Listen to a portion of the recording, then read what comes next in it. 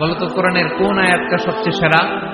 উবাই জানেন, তারপরে বললেন আল্লাহু ওয়া রাসূলুহু আ'লাম, আল্লাহ আল্লাহ রাসূল ভালো জানেন। দেখেন কত বিনয়ী ছিলেন সাহাবারা, জেনে উত্তর দিতে চাইতেন না, ভাবতেন না জানি বিষ্ণুনবী নতুন কিছু আমাদেরকে জানায়। বিষ্ণুনবী আবার বললেন তুমি কি জানো কোরআনের সবচেয়ে শ্রেষ্ঠ আয়াত কোনটা? এবার উবাই ভাবলেন এবার আমি উত্তরটা দিয়েই দিই। তিনি বললেন আয়াতুল কুরসি, আল্লাহু লা ইলাহা ইল্লা হুয়াল হাইয়ুল কাইয়্যুম, এটা শ্রেষ্ঠ আয়াত। বিষ্ণুনবী খুশি হয়ে উবাই ইবনে কাবের বুকে একটা চাপড় মারলেন, এরকম আদরের চাপড় দিয়ে বললেন লিয়াহনিকাল ইলমু ইয়া আবুল মুনজির, হে আবুল মুনজির, জ্ঞান এবং প্রজ্ঞা তোমার জন্য মুবারক হোক, তুমি ঠিক বলেছো। সুবহানাল্লাহ পড়ে।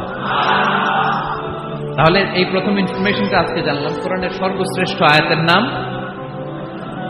সবাই বলবেন একসাথে, কোরআনের সর্বশ্রেষ্ঠ আয়াতের নাম কোন সূরায়? আয়াত নাম্বার 255। এত আয়াত থাকতে এই আয়াতটা কেন সর্বশ্রেষ্ঠ হলো রে ভাই? এর কারণ এই আয়াতের ভেতরে আল্লাহ তাআলা তার নিজের পরিচয় তুলে ধরেছেন। এই আয়াতের ভেতরে আল্লাহ তাআলা তাওহীদের পরিচয় দিয়েছেন, একত্ববাদ, তিনি যে এক, একক। আমাদের রব কয়জন? নাকি দুইজন, তিনজন, কয়জন? আমাদের রব একজন, এক আল্লাহর পরিচয় আছে।